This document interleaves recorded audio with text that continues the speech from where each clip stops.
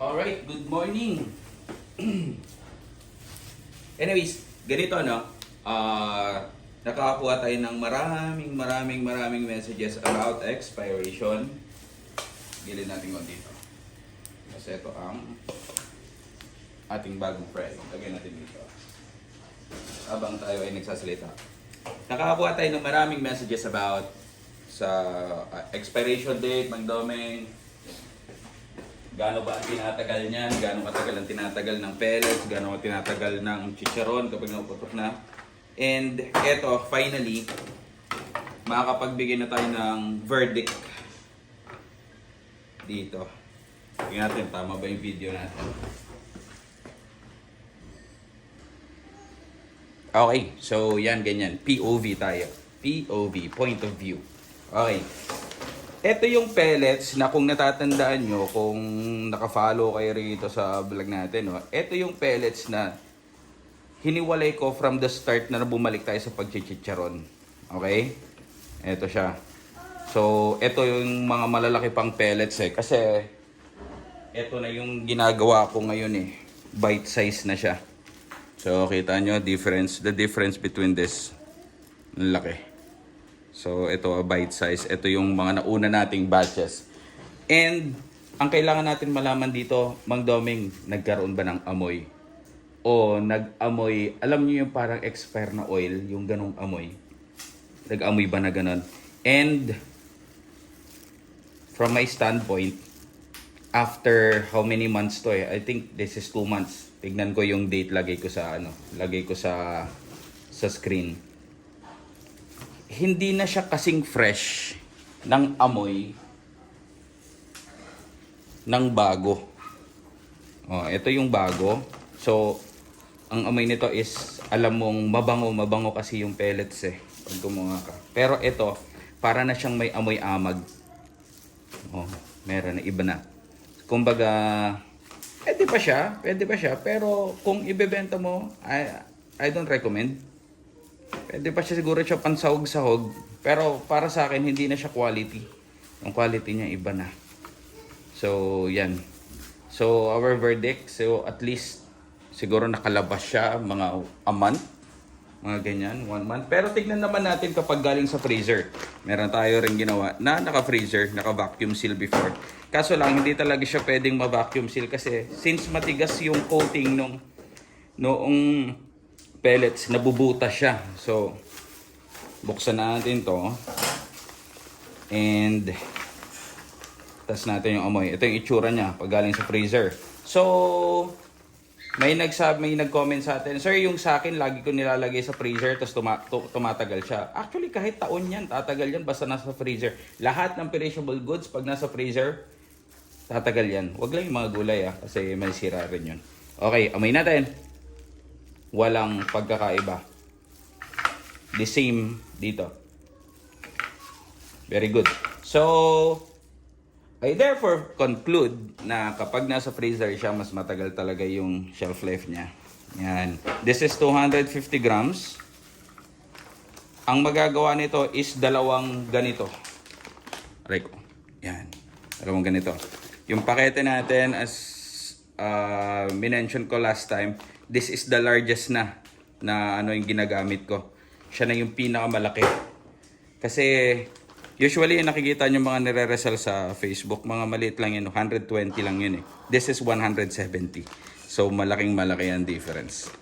Yan, may kita nyo naman. Malaki siya. Ganun lang yung usually na binibenta eh. Yung mga nagpo-production. Okay. And eto naman, this is a chicharon na nag-age ng a month. 1 month na ito. Tinago ko talaga to. 1 month na siya. Kung titignan natin, wala kang makikitang difference. Walang makikita. Yan. Okay na okay pa rin siya. Make sure lang na laging sealed. Kailangan talaga silyado yan. Huwag kayong papakampante lang dito. Kung ninegosyoin nyo to, dapat silyado yan. Doble. Okay, open natin. Sorry, pwede naman to dito eh. Yan. Madali naman siyang mapunit. Okay. So, open.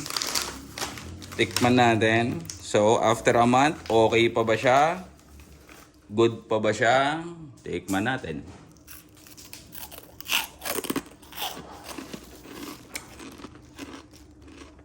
Lasa, walang nagbago. Lutong, walang nagbago.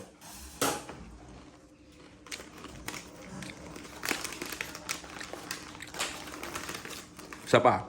Baka ano lang yun. Okay.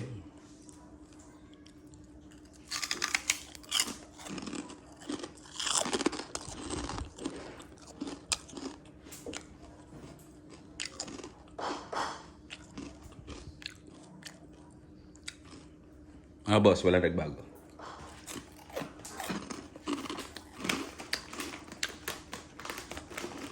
So, nakagawa na naman tayo ng conclusion natin na kung dadalhin man natin sa mga grocery, dadalhin natin sa abroad, dadalhin natin kung saan-saan.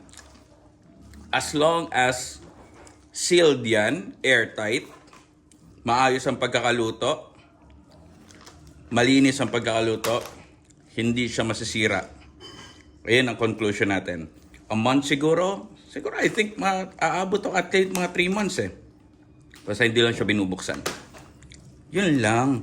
Kasi based on feedbacks talaga kapag pag nabuksan daw nila, wala na, hindi na raw sila nakakatabis ng pangmunggo. Talagang dire-diretso na raw yung kain. So, yun lang yun. Etong order natin today, shout out natin muna ang mga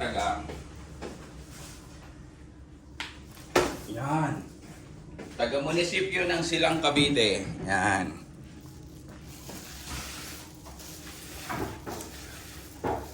Para sa kanila to. Kagawa ko lang ngayon. Yan.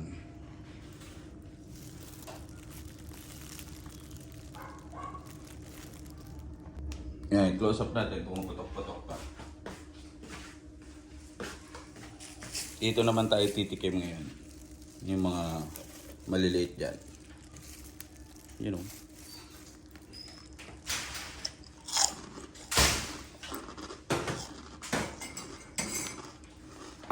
Maga-maga pa, kape tayo.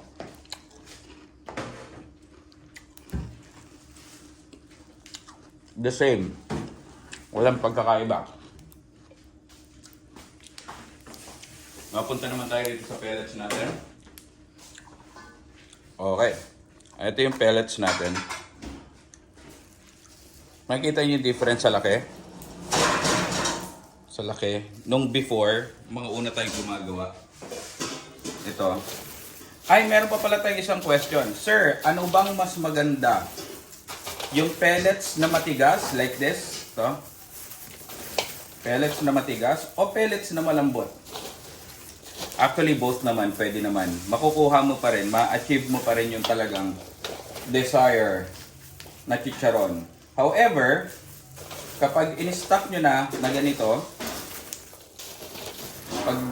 pag nilagay nyo na sa lalagyanan and nagpatong-patong sila sa ilalim at malambot, sayang yung oras nyo magdidikit-dikit.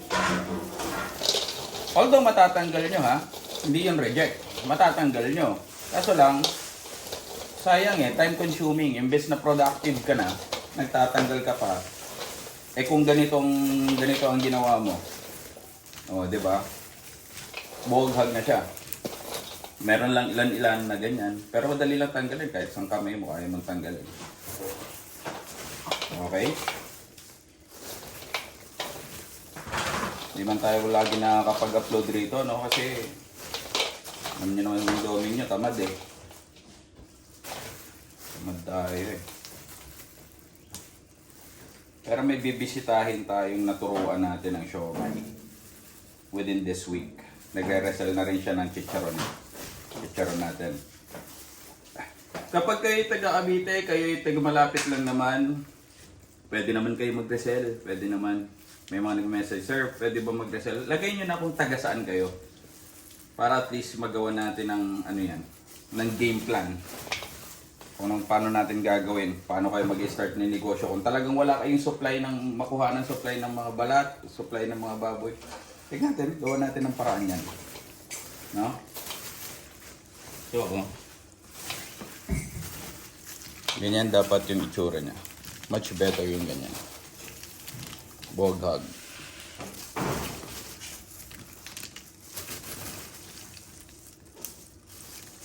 Shoutout dyan sa mga magagaling na gumawa ng chicharon, ha. Yan. So, this is before. Yan. After. There. Oh, putok pa. Then, nire-repack na natin yan. Alright? So, may nasagot na naman tayo ngayong, ano na to, ngayong question natin. May nasagot tayo and yun na yun. Hanggang sa susunod na vlog, no? Question, keep on coming. Go ahead. Sagutin natin yan, paunti-unti.